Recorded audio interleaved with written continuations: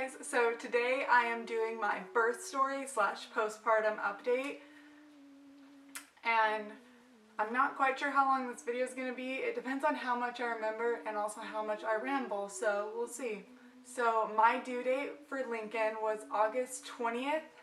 On the day of August 19th, I had an OBGYN appointment and she was going to strip my membranes.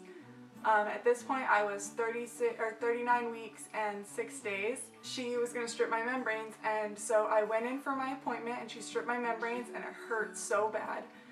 Stripping membranes is just when they run their finger around the sac and kind of remove it from the uterine wall to kind of help it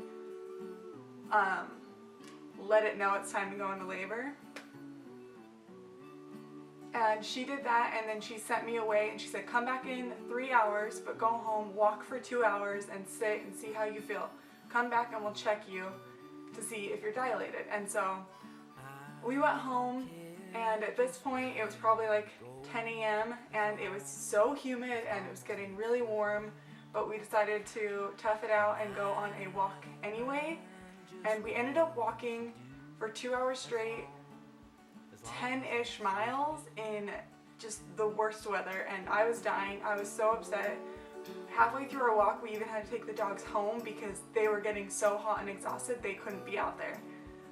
And so we finished our walk, went back to the doctor, and she checked me, and I was only a 3. And I was pretty disappointed at that point. And so she stripped my membranes again, sent me again, and said, just go walk. So we did another 2 hours. We went back to the office. I hadn't progressed at all. So she sent me home at that point, and she said, just go home and relax. If you feel anything, come to the hospital. I'm on call and I will meet you at the hospital. So at that point, I was like so antsy and excited for Lincoln to be here, especially since she was going to be born on her due date. And so I kind of started having contractions. They weren't painful, so they were probably just Braxton Hicks, but they were consistent at 5 to 6 minutes. And so around 10 p.m. I went to the hospital, and I was kind of debating on whether or not I actually wanted to go to the hospital, because if we went to the hospital, we would be there for a few hours. It was already late at night, and Justin had to work the next morning, so if we got sent home, he would have to go to work completely sleep deprived.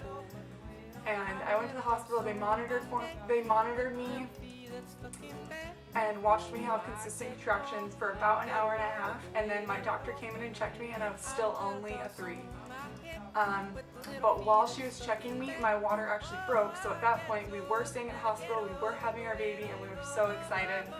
From then on, my contractions started getting really bad, really consistent, really painful, but after like 3 or 4 hours of contractions, they checked me and I hadn't progressed at all. I was still only a 3, and it was so discouraging because my contractions were so bad. I was throwing up, I was in so much pain, I was crying, and they were making me move positions to see if it would help, and it wasn't. And so they put me on a Pitocin drip. I was really hoping that that would kind of like kickstart it, because Pitocin is supposed to help labor.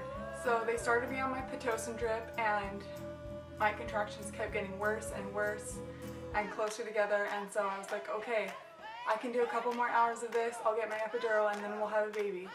And I did a couple more hours, just throwing up in so much pain, and I was so over this. So at this point, it was probably like 5:30, 6 a.m., and they checked me again, and I was only a 3.5.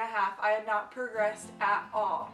I was shaking and throwing up, and my body was so tense that I wasn't progressing.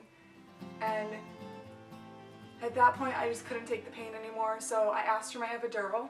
And hint on epidurals, they don't run out. I was told that you want to wait as long as possible to get your epidural so it doesn't wear off. But that's completely false, because they literally put a tube into your back that constantly feeds medicine. And had I known that, I would have gotten my epidural as soon as I walked into that hospital. And so I was like, okay, I want my epidural now. And she said, okay, I'll call the doctor. But first you have to get this whole bag of medicine into your system. And I was like, oh my gosh, so I have to wait longer? And it was about an hour until all of that bag was in my system through my IV. And so it was just another thing where I wish I'd asked for my epidural sooner. Finally, I was done with that, and she said, okay, I'm gonna call the doctor. And she called the doctor, and he took like another 30 minutes to get there. And he finally showed up, got in my room.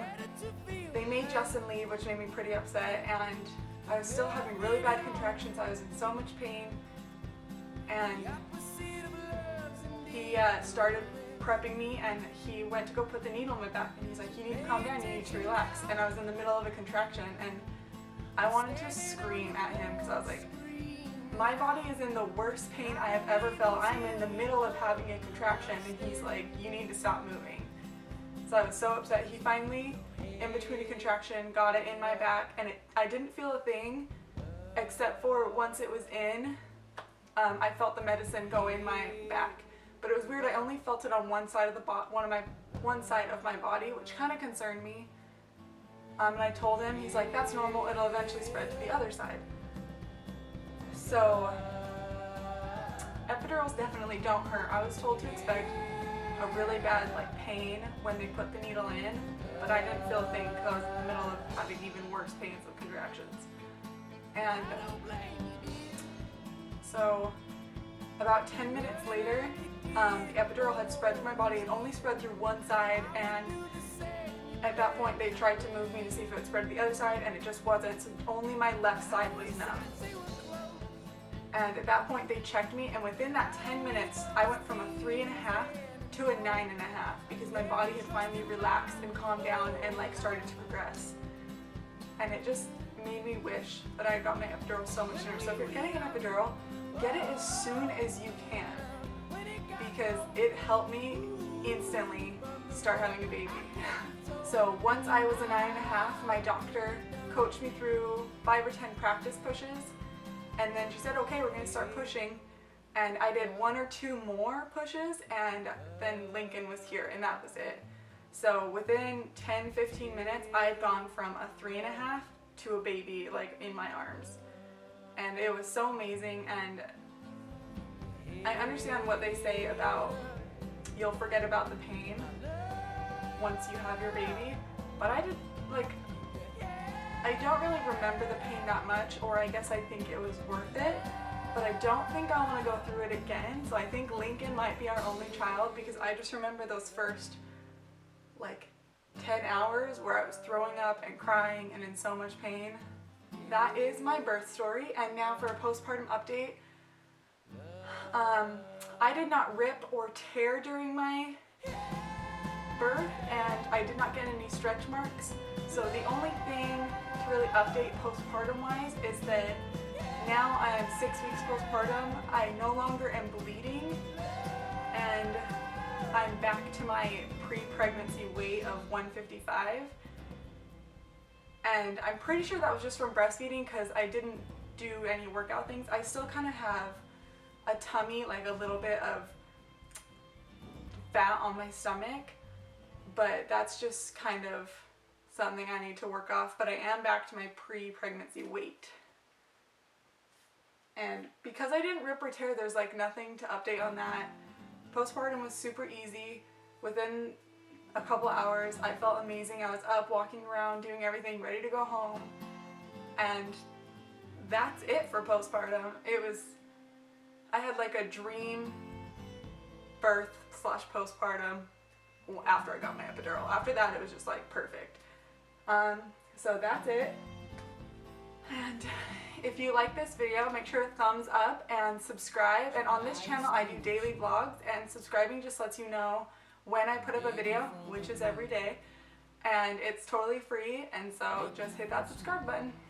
Thanks. Bye. It said 8 to 9 months. It has different plugs so you can choose the water level, and she loves it. Next is this lounger.